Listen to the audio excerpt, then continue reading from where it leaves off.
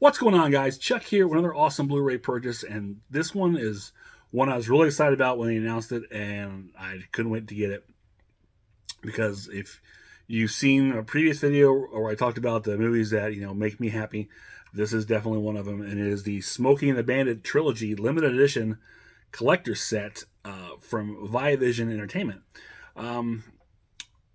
This was announced about sometime in June. I think they put up the announcement for this release and a couple other things that Viavision were putting out.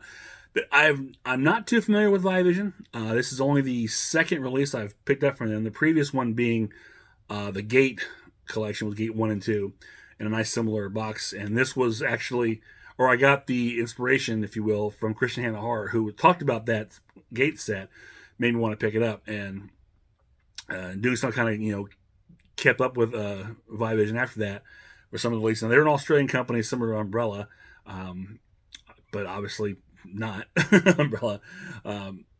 So yeah, this was announced. I was really excited for this because I love Smokey and the Bandit. Smokey and the Bandit is one of my all-time favorite films. I can recite it line for line. I used to have the soundtrack on cassette tape somewhere. I recorded the movie itself on cassette tape and would listen to it, all the time. I've seen the original one as many times as I can. Whenever it's re-released, I go check it out. I took Chris to see it. He really loved it. It's a very fun movie. It's, I've mentioned before, it's the reason why, for a couple of years there, I was driving a 99 black Pontiac Firebird. Not a Trans Am, but, it was close. But I really love Smokey and Bandit, and I, really glad to have this series because prior to this, with the exception of the first movie, I only had 2 and 3 on DVD. They were released on Blu-ray eventually. I never got around to upgrading those. I wanted to, but I never got to it. But the DVD set I had is a very inferior set. At the time, it was cool when I got it, and this is many years ago when I got it. And it's the franchise collection, the Smokey and the Bandit Pursuit Pack. This had all 3 films, and to my knowledge at the time, this was the only way you were going to get Smokey and the Bandit Part 3. It didn't have a separate DVD release. 1 and 2 did, but 3 did not. And this is one of the reasons why I picked this up. At the time, this was great to have all these movies. And, here was the back. There's nothing fancy on here at all. It's a simple one-discer, and it's a flipper. Smokey and the Bandit is on side 1. Smokey and the Bandit 2 and 3 is on side 2. And they have trailers, and that's pretty much about it. And actually, I had forgotten too about this until just recently. I was a guest on the Grind Bin podcast, and we were actually discussing Smokey and the Bandit Part 3. So I pulled this out to check it out again, and something I totally forgot is that while the films are widescreen, these are not anamorphic. And Smokey and Bandit 3 is the only one shot in a 235 wide scope, where 1 and 2 are, the 185. But yeah, the film was not widescreen or not anamorphic. So on the widescreen television, the picture is still square, but you have the letterbox. I had to stretch out my screen to get to see it, and of course, doing that, the image is not great to begin with. So I was like, this, blah. Of course, by that point, I already had this pre-order, so I was just waiting to get this and get it on Blu-ray and be excited about it. Now, I do have Smokey and the Bandit in 4K, the original. And this, like I said, this looks and sounds fantastic. It's beautiful. But yeah, this was the only way I had 2 and 3. Well, that has all changed now, thanks to this set. And as I mentioned, this is a limited edition set. This happens to be number 156 of 2,000, if you can kind of see that. I don't know if I'm getting it. There we go. And this is a pretty nice set. There's not a whole lot to it, but for the release of Smokey and the Bandit 2 and 3, there's at least a little more meat on the bone, if you will. Not a whole lot, but a little bit more.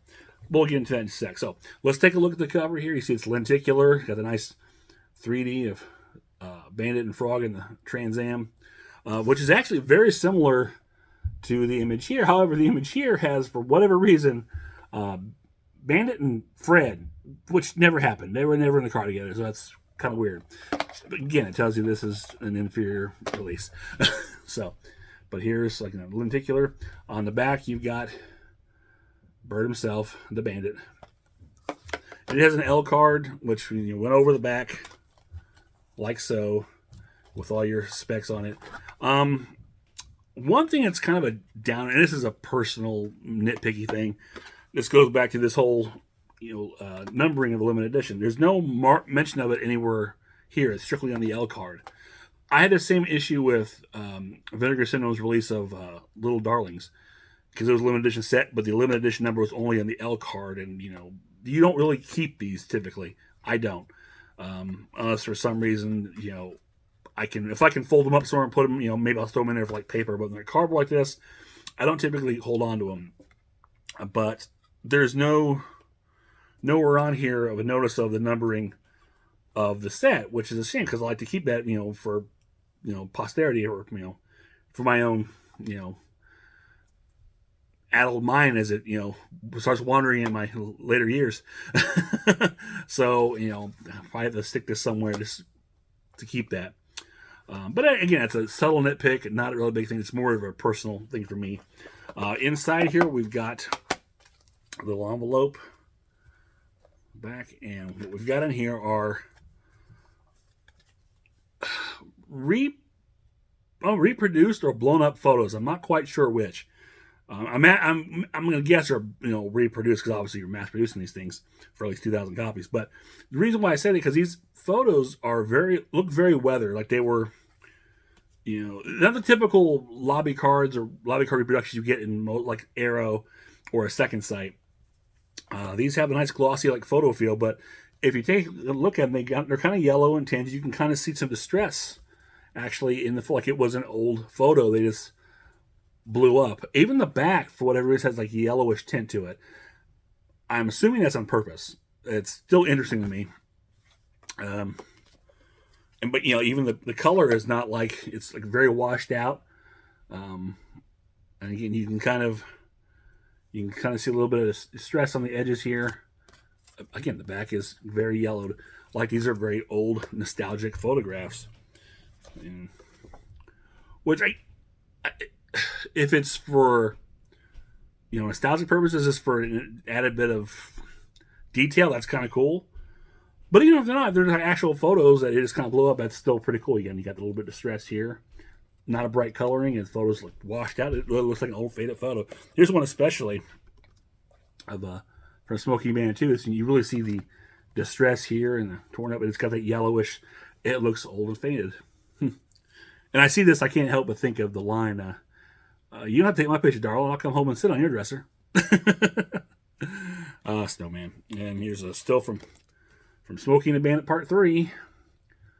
Again, you've got the distress in there. Kind of the cracks and, just again, look like an old photo. And here they're kind of washed out color on Colin Camp.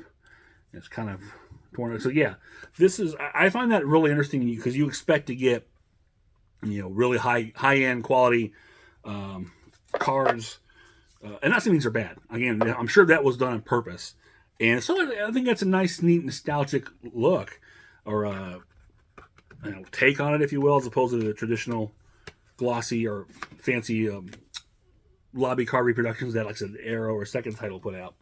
So now we get to the meat and the bones, which is the actual disc itself. Now, pardon me, I'm a little sweaty, it's hot. This is just one case for all three films, and they're all Blu-rays, no 4Ks, they're strictly Blu-ray. It is a 3-disc set, so here's their back. What you got on here for Smokey the Bandit, you have The Bandit, which is a feature-length documentary on the making of Smokey and Bandit, which I think I saw this on, it might have been like TNT or Turner or Class. I don't know. I saw it, some cable channel or seeing that. Loaded Up and Truckin', Making Smokey and the Bandit. Snowman, What's Your 20? The Smokey and the Bandit CB tutorial. 100 Years of Universal, the 70s, and 100 Years of Universal, the lot in the theatrical trailer. All that stuff is pretty much what you get on the Blu-ray, I believe even the 4K of Smokey and Bandit. So that's basically repurposed disc, more or less. Now, Smokey the Bandit Part 2. You do have the theatrical trailer, but you have a brand new audio commentary with cinema author and critic Matthew Asprey Gear. This is brand new 2020 or 2024. And I did listen to the commentary on that. It's not very informative in a way of talking about the movie. He kind of has little anecdotes about each actor and, talking about the movie and a little history, but nothing really too in depth or enlightening. Honestly, it's kind of, I don't want to say dry, but it's not as informative you would like. Unfortunately, now for Smokey Bandit Part 3, you have a brand new audio commentary again with filmmaker Daniel Kremer, again from 2024.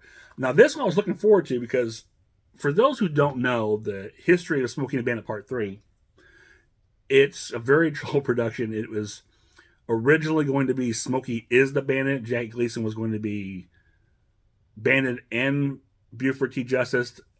I'm not really sure how that.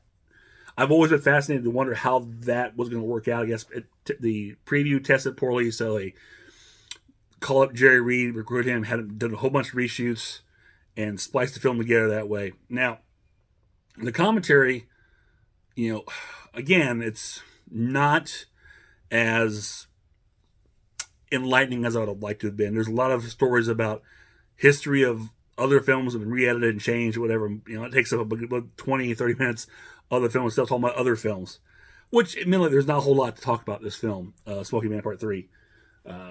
You just not a whole lot of archival material. He mentioned, they found some stuff in the Academy archives. The film under being listed under 5 different titles. There's some production history and like the trades from that time.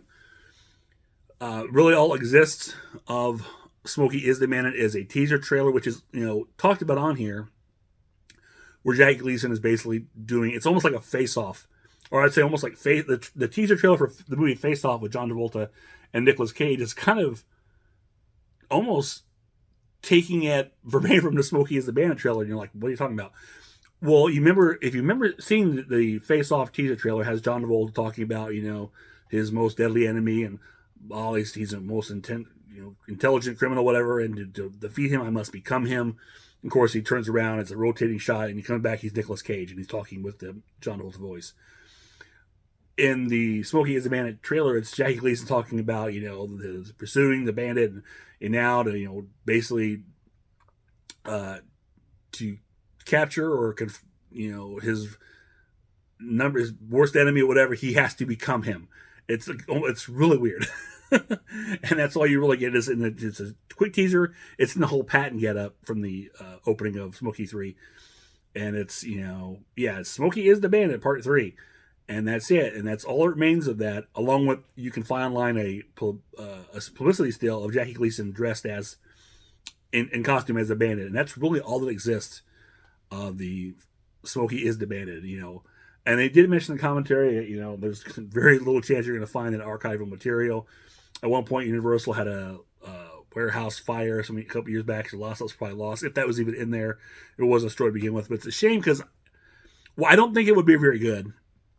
I think it'd be interesting to see that footage. And I talk about this in the podcast I did with the Grind Bin, which hopefully by the time this comes out, that episode will be out because we just recorded like 2 weeks ago. So as of this recording, so hopefully it comes out like tomorrow or the next week. So when I put this out, I'll put a link to that so you can go listen. And I really enjoyed that episode. It was a lot of fun for me to do, and we had a lot of good fun talking about it. A lot of laughs were had. But like I said, I talk about it. It'd be interesting to see what this would have been, originally. It's one of those things that you'll never see. Barring some kind of weird, crazy miracle. But it would be interesting. Now, back to the commentary, I said there's very little about that. Most of it, again, more anecdotal information about the actors and kind of other tangents about other films and links to them. So it's not the informative commentary that I really would have preferred for Smokey and the Bandit 3. And honestly, the problem with these films, there's only two people left alive who were in these movies or involved in these movies, and that's Sally Field and Paul Williams, who played Little Enos. And he was the only one that were in all three. Obviously, Burt Reynolds is gone, Jerry Reed is gone, Jackie Gleason is gone, Mike Henry is gone. Pat McCormick, Big Enos, he's gone. Hal Needham, the director, he's gone. So there's like no, even Dom DeLuise, who was in part 2, he's gone. There's really no more information you can get deep down, and it's a shame too. But it's, I don't know. I really wish we could have got more out of it, or there's so much more. There's so much more history and backstory in Smokey Man 3 that I really wish I could get out just to know what was going on. I digress. Now, the other feature on that part 3 is the teaser trailer. It's a Trailers from Hell segment. I can't remember who's talking about that. Is it on here? Larry Karaszewski. He's doing a commentary over the Trailer from Hell trailer. Then you have the actual theatrical trailer for Smokey and the Bandit Part 3, which is with the Jerry Reed, the film proper, if you will. And back to 3, it's funny. As a kid, I had no idea, because Smokey Man 3 is probably the one I saw the most, because it was on cable all the time as a kid. So, and it's, and I always knew it was different from 1 and 2 in tone and terms, because by 3, obviously Hal Needham's gone. There's no Sally Fields, no Burt Reynolds. You're missing the heart of the Smokey and the Bandit films, and in those 3, and not the it's the Jack Gleason show, but everybody else, the Snowman, the Enoses, they're kind of like the side, the dressing, if you will. So you're having all dressing and not a full meal. It's hard, and Smokey Man 3 almost becomes across as a parody of Smokey and the Bandit, which is a shame. Not that there's not some fun moments, there is, but it's definitely a far cry from the original 2 films. Okay, so opening this up, and you got 3 discs on here. This is turned around.